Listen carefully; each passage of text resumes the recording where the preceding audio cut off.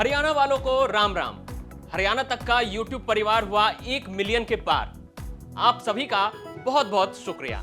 हम ये माने कि आगे चुनाव तब होगा तो खट्टर सरकार की तो मुश्किल गणी बढ़ाएंगी।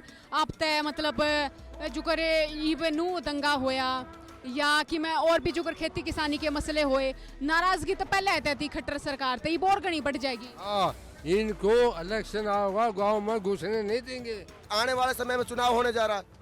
इस सरकार का प्रॉपर जो एजेंडा है वो हिंदू मुस्लिम को बांटकर राजनीति करने का, लेकिन ऐसा अब हर किसी नहीं होगा। तो मान ले कि मेवात से बीजेपी विरोध की चिंगारी फिर से सुलग गई है। आपने सुना मेवाती किस तरह से अपने एरिया से बीजेपी को सत्ता से बेदखल करने की बात कह रहे हैं। ऐसा ही किसान आंदोलन के बाद सूबे के गांव देहात के किसान कहते नजर आए हैं। अब आने वाले चुनाव में बीजेपी की क्या तस्वीर होगी, ये सवाल बना हुआ है। आपको बता दें, साल 2019 में बीजेपी ने मेवात में पहली बार तगड़ी परफॉर्मेंस दी थी।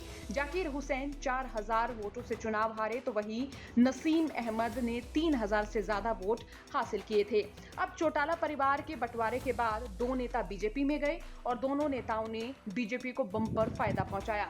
आपको बता दें, जाकिर हुसैन और नसीम अहमद, इन दोनों नेताओं ने अपने एरिया में बीजेपी को जिताने के लिए खूब ताकत झोंकी और दोनों नेता साल 2024 में चुनाव लड़कर बीजेपी से विधायक बनने का सपना देख रहे थे।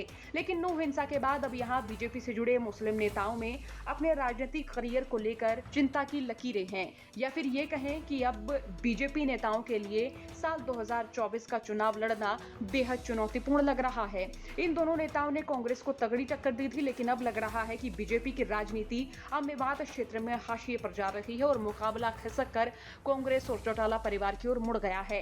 हालांकि चौटाला परिवार से इस मुकाबले में इनेलो होगी या जेजेपी, ये तो वक्त पर ही निर्भर है।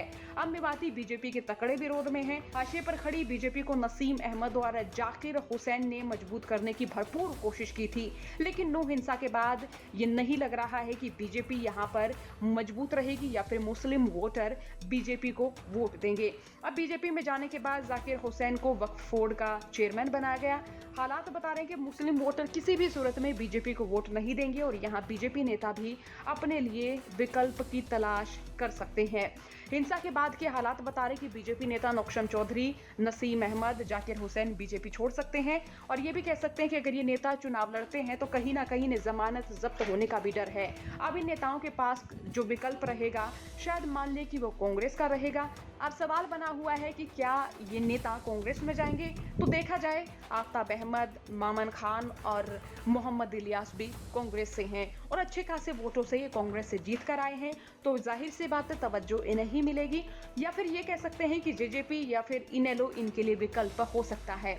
अब बीजेपी की साल 2024 में मेवात में जो तस्वीर रहने वाली है वो बेहद चिंताजनक मानी जाए। मुस्लिम वोटर बीजेपी से खफा हैं, तो बीजेपी को भी इन नेताओं के अलावा कोई और मजबूत नेता भी नजर नहीं आ रहा है जो बीजेपी को जितवा सके और शायद हिंसा के बाद कोई नेता बीजेपी में जाना पसंद नहीं करेगा या फिर वो बीजेपी में जाना फायदेमंद नहीं मानेंगे।